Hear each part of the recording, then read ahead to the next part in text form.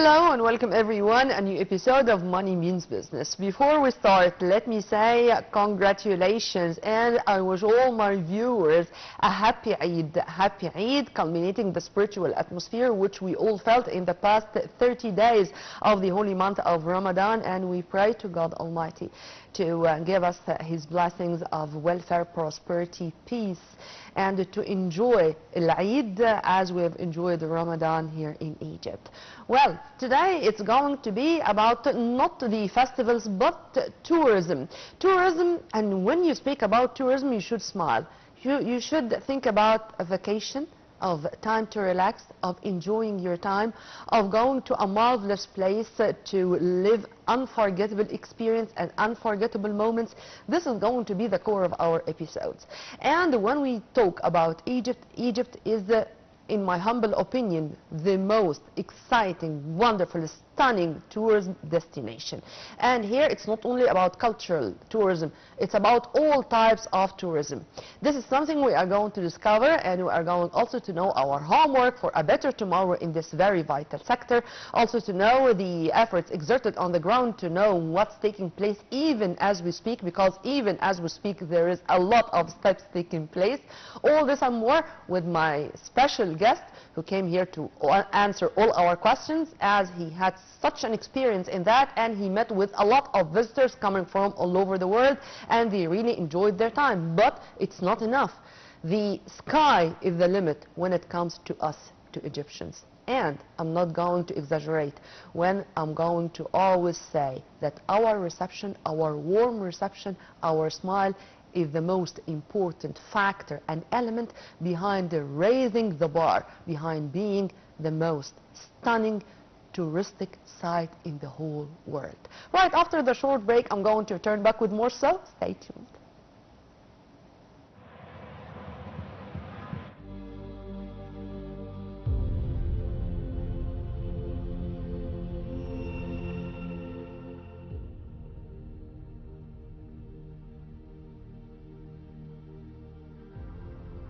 Sharif Fathi, Minister of Tourism and Antiquities, said that Egypt attracted a record 15.7 million tourists in 2024, surpassing the previous year's record of 14.9 million. Fathi told the Senate that the achievements of tourism in Egypt, despite the geopolitical situation in the region and the changes taking place globally in general, were the result of a collective effort that we should all be proud of and preserve. During his meeting with the Minister of Tourism and Antiquities, the Prime Minister emphasized the state's great interest in the tourism sector, noting that the government will continue its efforts to support this important sector, with the goal of reaching 30 million tourists annually.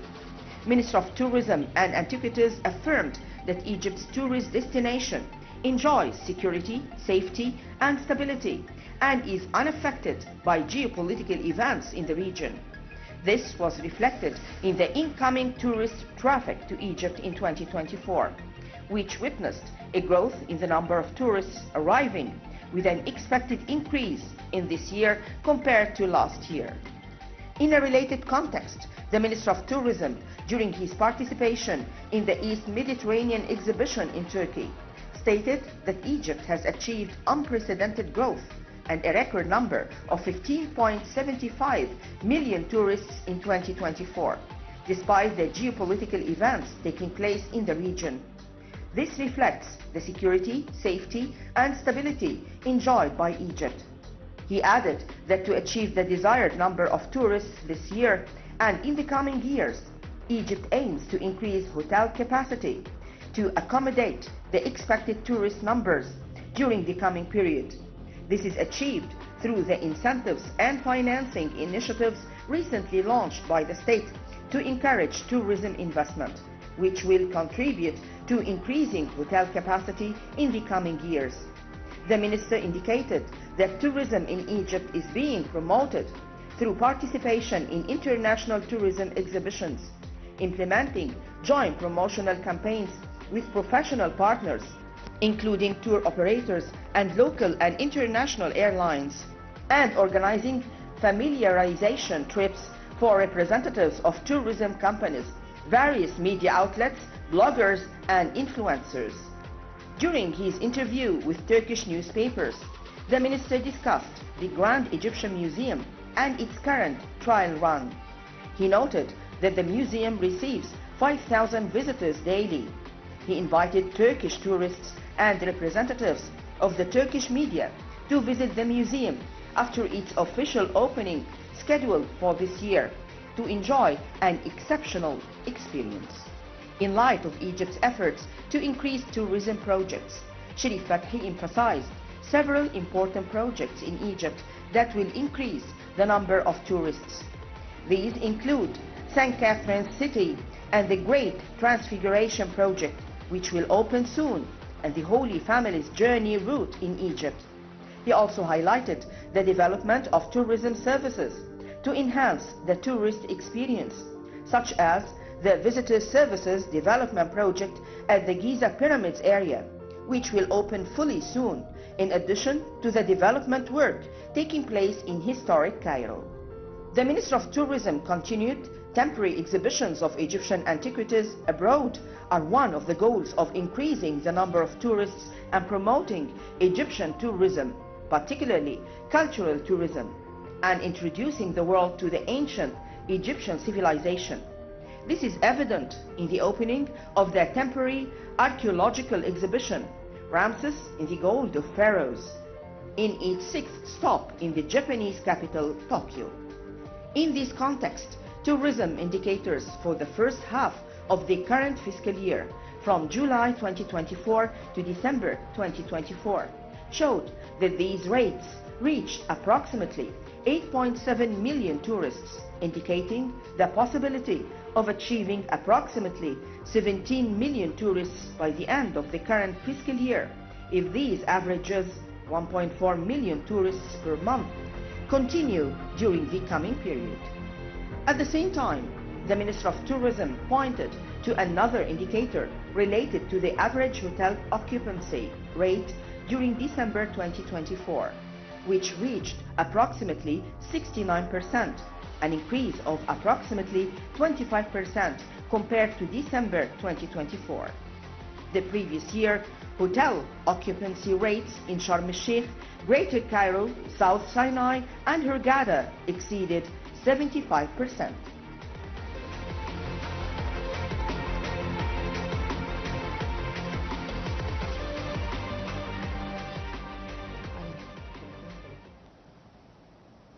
Welcome back.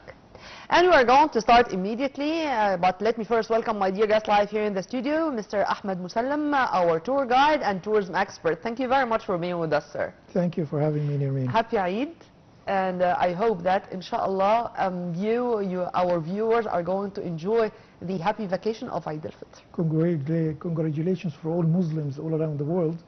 Of course, people are really happy because they spend 30 days in Ramadan and they are waiting for the feast. So I'm really happy with them, and I just heard that the feast will be after tomorrow, so I'd like to congratulate all Muslims all around the world. Yeah.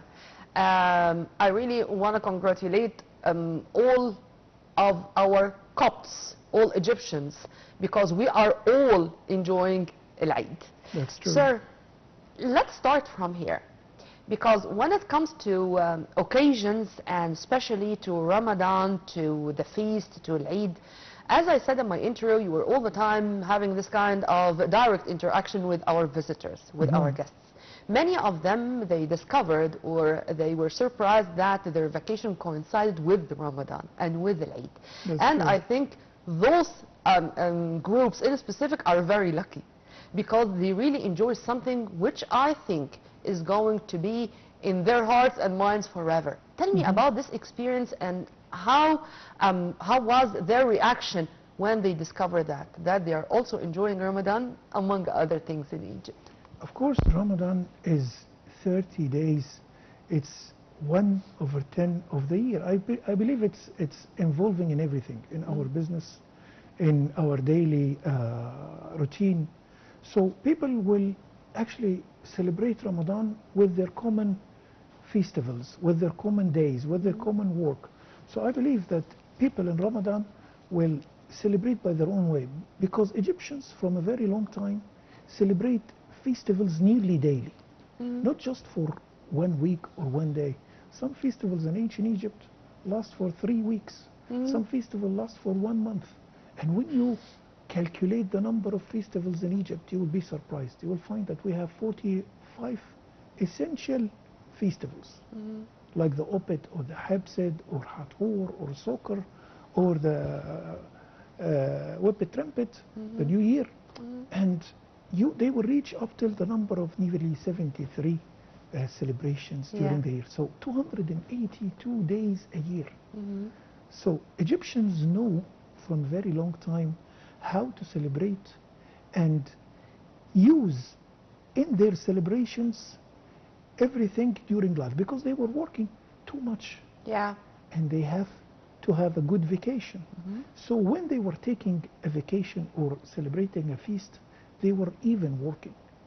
For example, they were preparing in the feasts the food and the drinks and the sweets and the dry fruits and the salted fish. And they even distribute bread and beer. Yeah. So they celebrate, they know how to celebrate. And their celebrations on the feast was during the whole year. So it was part of their business as well, you know. They know how to celebrate, and today also we know how to celebrate. My question here is the reaction of our guests, our tourists, when they see, for example, the charity tables in Ramadan industry, Definitely. the lanterns, even in the balconies of our homes all over Egypt. And here I'm not only speaking about Cairo or Alexandria, I'm speaking about Egypt as a whole. That's true. What's the reaction? Actually, people when they go through the area of Sultan Hassan or Sayyida Zainab or around the fort of Saladin, and they see more than 36 sites around in one street, and they see between these sites a number of tables and seats. And they keep asking in the early morning, 7 o'clock, 8 o'clock, what are these tables and seats are doing here? I say by the sunset time, everybody gathers with thousands of people and they celebrate. They say they don't have home to have food on. I usually tell them it's a kind of celebration more than having food. Yeah. So people gathers down there and celebrate there, and people do charity in a way. So people who do charity are happy, and people who are celebrating on the street is happy. Are happy too. So Yeah. that's a maybe one of a kind tradition that is done in unique countries like Egypt, maybe. Yeah, and of course, Eid, it's going to be another source of happiness and That's joy, true, that's true. and to have our shopping in different malls and in the parks, in the gardens. I mean, there is a lot to tell when it comes to Eid. That's true. But let me, Mr. Ahmed, speak about our tourism map in general. Have we witnessed some changes in our tourism map in general with the additions we had? When it comes to museums, to new discoveries, to what we have done to improve our tourism sector in general, and if yes, how, and in your opinion, what are the most important changes we have witnessed? Of course, we got an amazing changes. And if you calculate that since 2014, you will be surprised, you will be astonished. In 2014, for example, we used to have nearly 9.9 million tourists. Per year. Per year. 2024, we have nearly 15.8 million tourists. So the number is nearly doubled. Sorry, the tourist was 7.2 million. 7.2 million in 2014, and 2024 reaches 15.8. The national income of foreign currency reaches last year 15.3 billion dollars. At the time, 10 years ago, we used to have a number of 9.9 billion dollars. So if we start to calculate all this, we will find that the rate is going yearly from 8.2 nearly to 10%. So Satisfied with the number, sir? I'm still? satisfied with the numbers. Why? I will tell you why. Because we cannot go up from 9 million or 5 million or to 6 30. million tourists to 30 directly. We have to expand with the whole sector on the upcoming plans. For example, the Ministry of Tourism inject last year, after they announced, which is being prepared for this year, 50 billion Egyptian pounds in Egyptian tourism pounds. sectors. Mhm. In all tourism sectors, Mhm. including health tourism, classic tourism, yacht Sports, business, yachting. and yeah. yacht tourism as well. Mhm. They even make less precautions that can take 30 minutes Mhm. to make it easier for yacht tourism, which make Egypt reaches 158 new projects involved in tourism. Mhm. They raise the occupancy of floating boats, Yeah. for example, to reach 25,000. So you can make better choice for tourism, for the tourist, and enlarge your what we call it variety, so people can choose the expensive, the medium, and the cheap tourism as well. This is another issue which I really want to focus on. When it comes to accommodation, we should not only focus on the 5-star hotel. That's What true. about motels? What about youth centers? What about the 3-star hotels?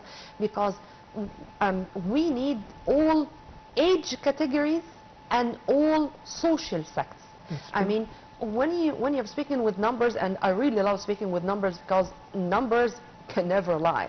When going up from 9 point something to 15 point something, this is huge. But from where? I mean, what are the most important markets we succeeded to invade? And what are the markets which we should focus on in the very near future? Well, there are two opinions. Mm-hmm. People say that our currency is going down a bit, and that's encouraging cheap kind of tourism from different countries because everybody want to pay less. Sure. So you will find some people coming from different countries that you never experienced before. Mm-hmm. Like, for example, Lithuania, Poland, Latvia. Some countries are new for us. Eastern Europe. Eastern Europe in a way. Mm. The same Chinese tourism which was encouraged the last 10 years before the corona, then after the corona they started to come back again, adding to the European market. This is a sector. Another thing is encouraging investment in tourism from different nationalities. Like, I just know that Egypt signed a contract for an amazing resort for only health tourism last January, and this it's called Naya, I believe.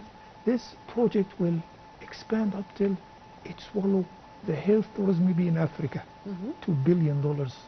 And this is a kind of a unique project that was not done before. So I believe a special kind of tourists will come to this resort to enjoy the health tourism in a different way, from different perspective. As we know, Egypt is the best weather for health tourism, and of course When it comes to dry weather, but sir, here if you wanna focus a little bit on health tourism, there were voices which said that simply we can be the main rivals or competitors with India or with Malaysia, because if there are millions of people who go there for meditation and for practicing yoga and stuff like that, you are gonna find the very same stories here in the Giza Plateau, in just acquiring and absorbing the positive energy from being just beside the pyramids. And you can count on that, I mean forever. You can count a lot of merits in that. But here I want to speak about the progress of our infrastructure. That's Because true. without the infrastructure, we were not going to be able even to think about attracting more tourists. Definitely. I was talking like the last 15 years about infrastructure. No way you can make tourism in a better way without an infrastructure. I experienced this myself when I'm traveling everywhere around Egypt, from the 27 states around Egypt. I find this kind of improvement which makes my time more progressive. Yeah. Because it's all about time. Any kind of business, not just tourism business. It's about management. And management as well. You just mentioned that in Malaysia and India, they are very competing with us. I mean, they are competing with us in an unusual way, but now they cannot compete according to our prices, number one. Number two, the infrastructure. Number three, training the crew of tourism yearly. For example, if I want to make a country that got 3,634 sites registered in the UNESCO, and we just visit 88 of them with tickets, I mean, for the tourists who come daily for the classic tours or even stay for 2 weeks in Egypt, we have to open the minds of people working in tourism to get trained to know how to make a special tour for the people who are aiming to find double shot, what I call it, like tourism, like health tourism with classic tourism. For example, people who come, for example, to the resort To hit two birds with the same stone. That's the real thing. Yeah. That's the right thing. So when you make a resort like this next to one of the amazing sites that having pyramids, as you say, Giza, Saqqara, Dahshur, Maydoum, Zawit al-Amwat, Zawit al-Riyan, Dara, Lish, Laun, Awara. We only visit Giza and Saqqara. You know, my dream is not to be beside one of the sites, the wonderful, stunning sites you mentioned. That's true. I need to go to the places which are not that much famous, but they are pieces of art, pieces of heaven on earth. I mean, I cannot imagine that until the moment I cannot visit Tuna al-Jabal, Tell al-Amarna, San al-Hajar.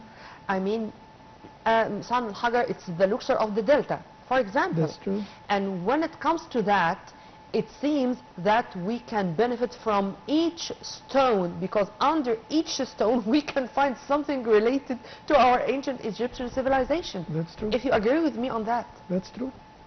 So when you see the programs and the itinerary, and even make some of them, I make 10 itineraries in Egypt, you find the people are always aiming for 1 or 2 spots in Cairo and 3 or 4 spots in Luxor. The same one is repeating all the time. If you talk about Fayoum, for example, you won't find much people asking for a special tour in Fayoum. You find the museum there that have not much but people I to think visit. in Tunis village, for example, you are going to find all people there are not course. Egyptians. Mostly Egyptians. people who go to Tunis village are Egyptians and foreigners living in Egypt. Can you imagine this? The number of tourists. They can be ambassadors for this That's place true. That's to true. their friends and relatives all over the world, and I think because of that it's preoccupied all over the year. And I think same story with Shali in Siwa. That's true. And with those who are fond of with the white desert, for example, you can find campers there are there also all over the year. And for them, when the weather it's 4 degrees Celsius or something, it's perfect for them. They do not even think about leaving the place. It's True? unbelievable. I used to experience 15 years ago people who come to make the 5 oases. Not just visit Fayoum or Karun Lake or the beautiful weather in Fayoum or Tunis village. They even go to Bahariya, Kharga, Dakhla, Farafra, and the white desert and the black desert, and they camp there for 1 month. But we know the changes that happened the last 15 years.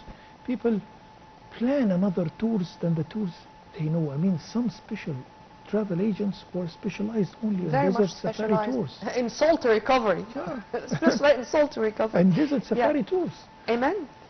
Let me take you from this to another side of the coin, because it was really aching or teasing me when I speak about a high season for tourism in Egypt. Should we have a high season? No, the whole year should be a high season. Definitely. And this is exactly, I think, what we have been working on with the new Alamein, and with having or making the maximum use of the North Coast, to have festivals there, to have sports events, social events, concerts for all age categories.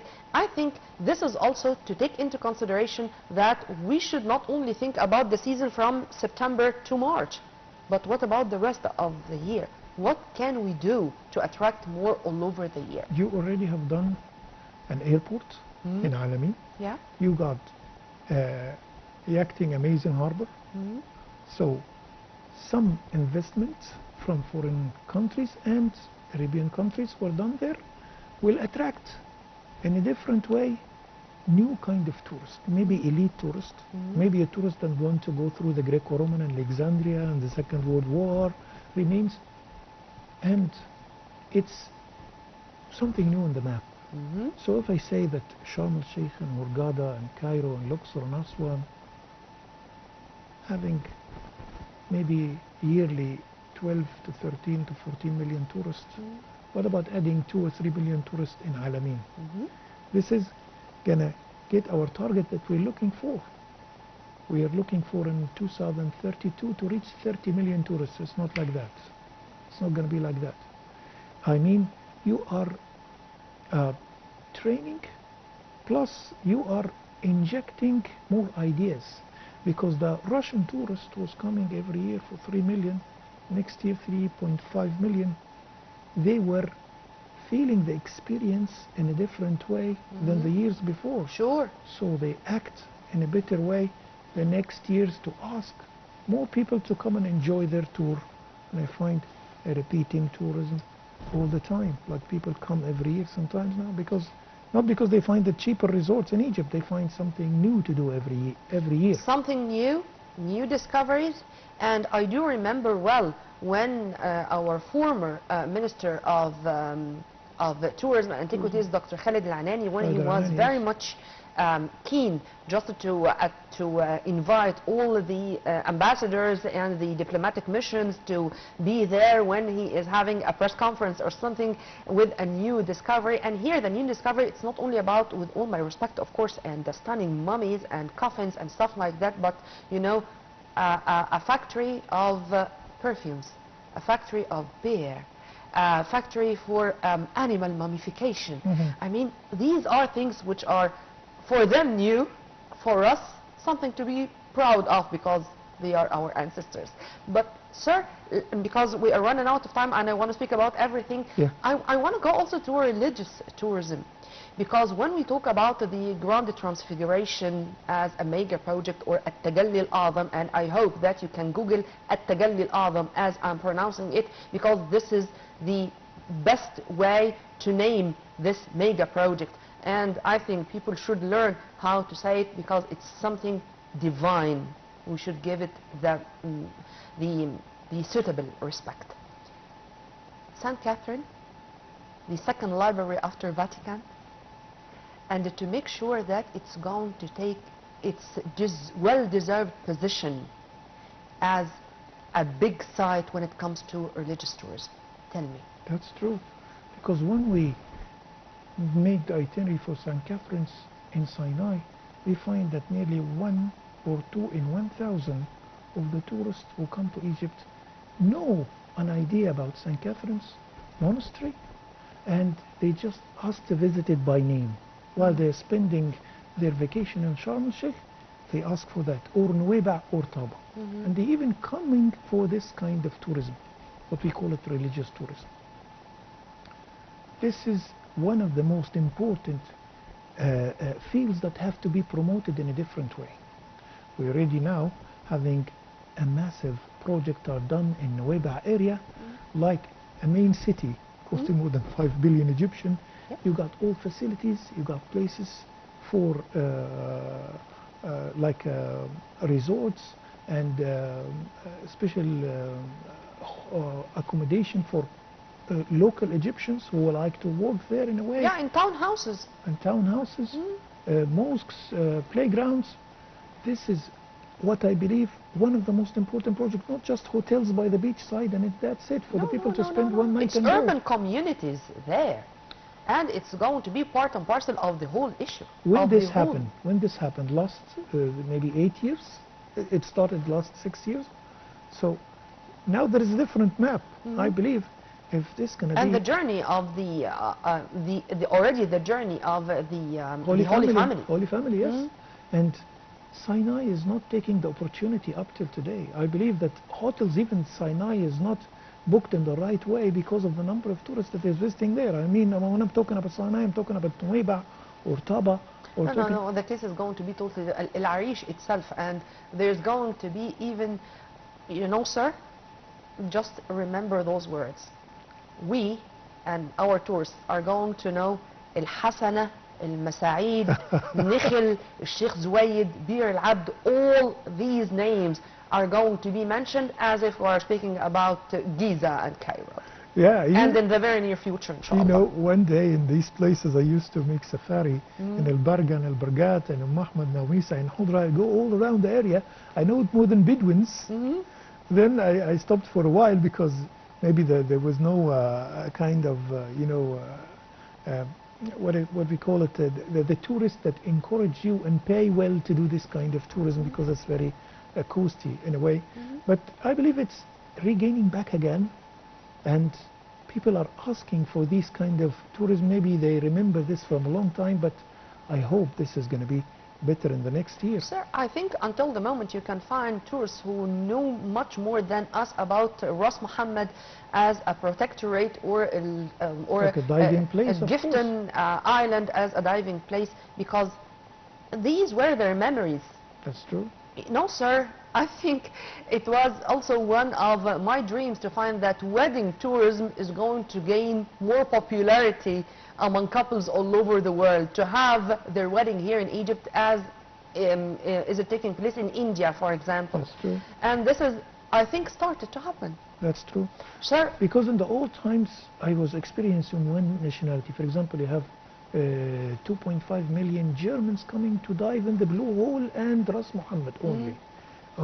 Major is like 60% Germans.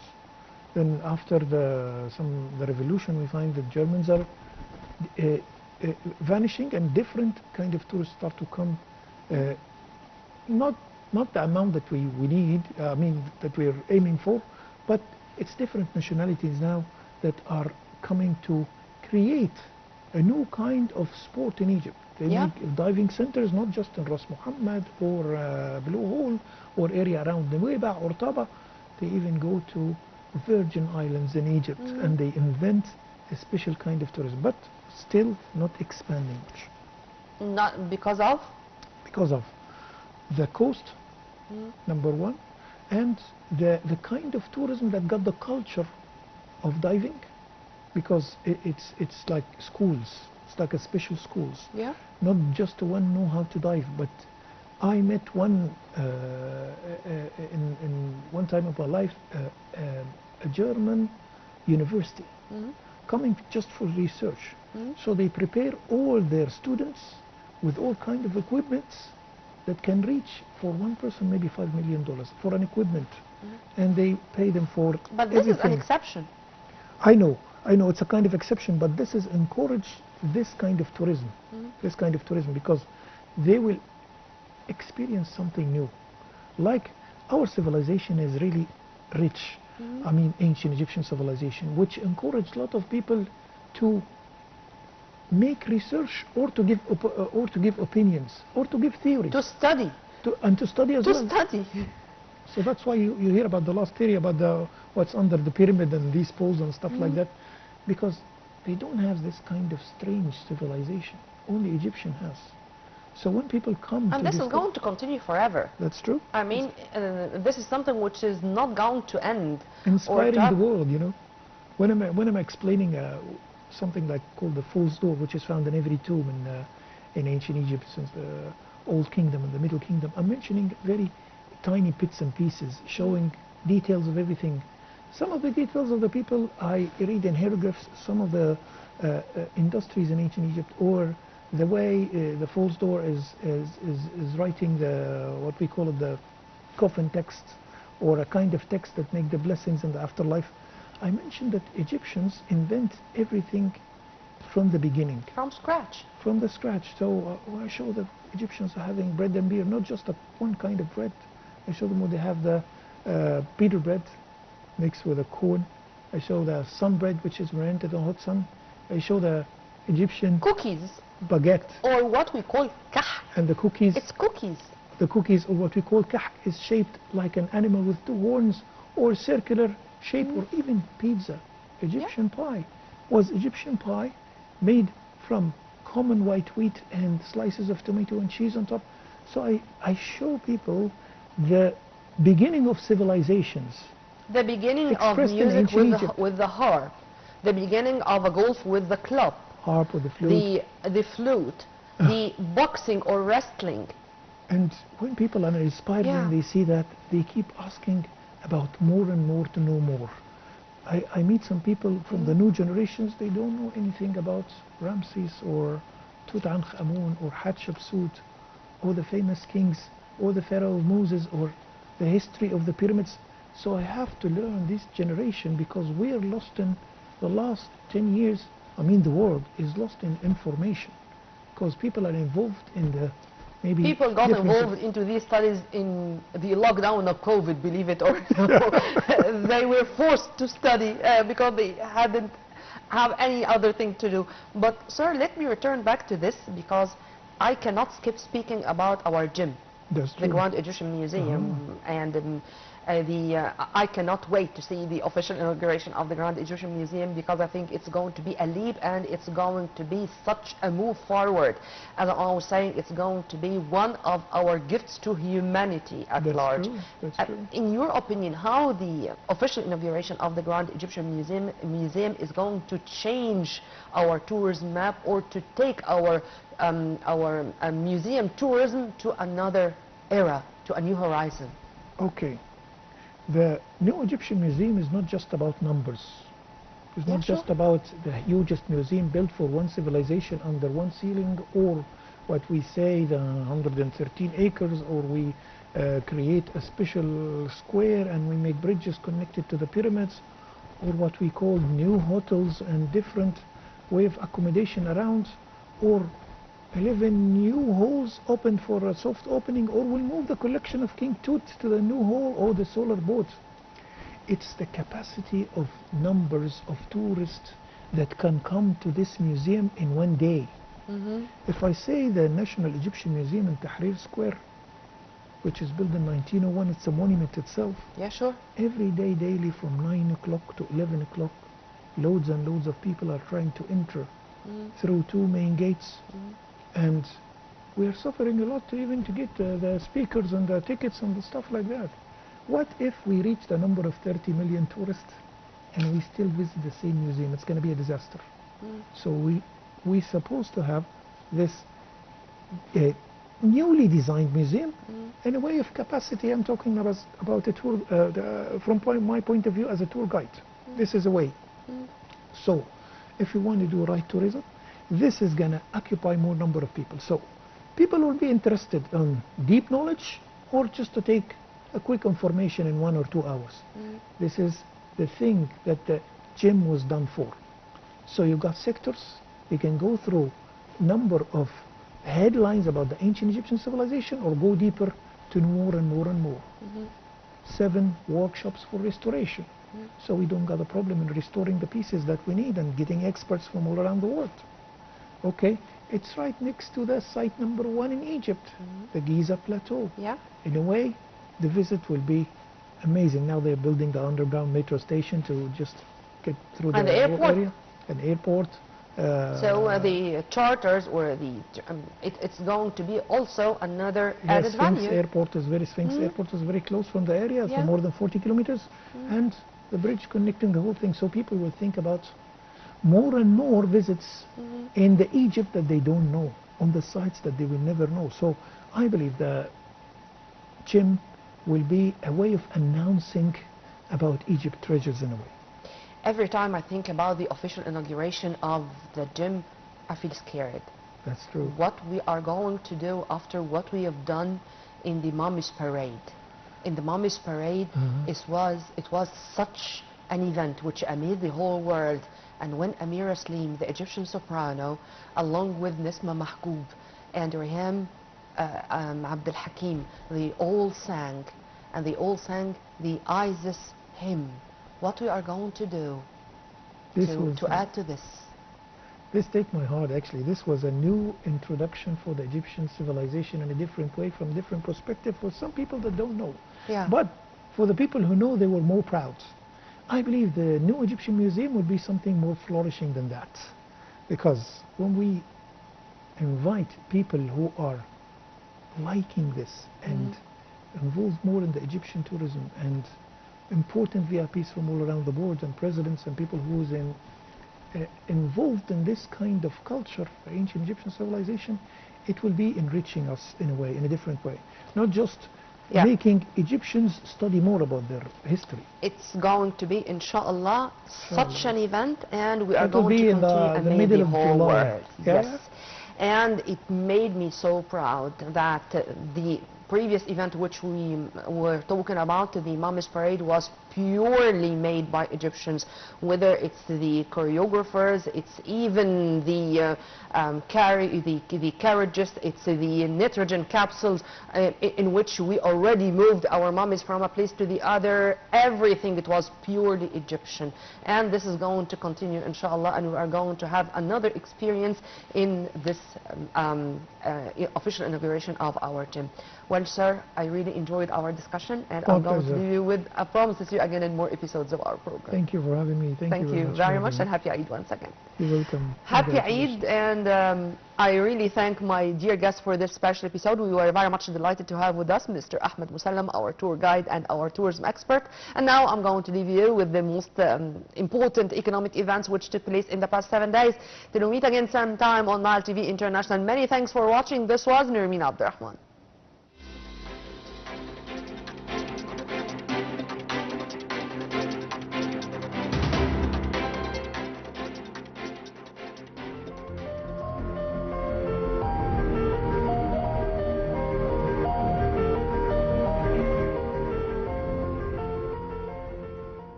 Al-Jazairli, head of the Chamber of Food Industries at the Federation of Egyptian Industries, said, "We see great opportunities for the food industry in light of global trade disputes." He pointed out that the Chamber sees strong opportunities to double the sector's export revenues to $20 billion by 2030, as the Export Council aims to increase this year's revenues to $7 billion compared to $6 billion last year. During its last meeting, the Cabinet approved the draft budget for the new fiscal year 2025-2026 and decided to refer it to the House of Representatives. Finance Minister Ahmed said that general budget revenues for the next fiscal year are estimated at approximately 3.1 trillion Egyptian pounds, with an annual growth rate of 19%, while expenditures will reach 4.6 trillion Egyptian pounds, an increase of 18%, pointing out the target of achieving a primary surplus of 795 billion Egyptian pounds, representing 4% of GDP, and reducing the public budget debt to 82.9%. Ala Farouk, Minister of Agriculture and Land Reclamation, witnessed the signing of a partnership agreement between the Egyptian Agricultural Research Center and the Saudi Green Company for Agricultural Development to establish a factory to produce agricultural fertilizers and soil conditioners in Nubariya. Actual production is scheduled to begin next June, and the product will be marketed both inside and outside the Egyptian market. Farouk added that the project includes other vital areas such as seed and fertilizer production and the provision of agricultural production requirements, particularly vegetable seeds and solar energy. The Chinese company Delhi plans to invest $200 million to establish an integrated industrial complex in the 10th of Ramadan city, covering an area of 160,000 square meters, to produce stationery and school supplies, printing machines, sports equipment, craft and electrical tools, and office furniture. The anticipated industrial complex will include several production lines comprising more than 12,000 products. It is expected to provide approximately 2,200 direct job opportunities and serve the needs of the Egyptian and export markets. The Egyptian government signed an agreement with the International Finance Corporation, IFC, the World Bank's private sector lending arm, to provide advisory services to expand private sector participation in Egypt's airport sector. The Prime Minister emphasized that the agreement is part of a broader partnership between the government and the IFC, aiming to leverage the institution's comparative advantages in attracting local and foreign private sector investments and strengthening public-private partnerships in various development sectors. Foreign Minister Badr Abdulati said that the European Parliament's International Trade Committee approved the second tranche of the European Union's $4 billion financing package for Egypt. The Foreign Minister noted that Egypt received the first $1 billion tranche of this package last December. The total value of the package amounts to $7.4 billion, a package the European Union pledged to provide to Egypt over the coming years after upgrading relations between the two sides to a comprehensive strategic partnership in March 2024. Dr. Mahmoud Ismat, Minister of Electricity and Renewable Energy, received Gareth Bailey, the British ambassador to Cairo, to discuss opportunities for cooperation and partnership and attract more investments in various electricity sectors, particularly new and renewable energy projects. For his part, the British ambassador praised the achievements in the electricity sector, highlighting the strength of economic relations between Egypt and Britain and the keenness to encourage more British investors to inject new investments into Egypt in light of the steps and procedures to encourage foreign investment. Sami Saad, chairman of the Egyptian Federation of Construction Contractors, said that the Iraqi market has become more organized, which has prompted Egyptian companies to enter strongly into water and sanitation, road and electricity sector projects totaling $12 billion. In summer, any company operating in Iraq cannot operate alone, but rather within a framework of joint cooperation with other entities, which facilitates the entry of Egyptian companies into the Iraqi market and the implementation of various projects.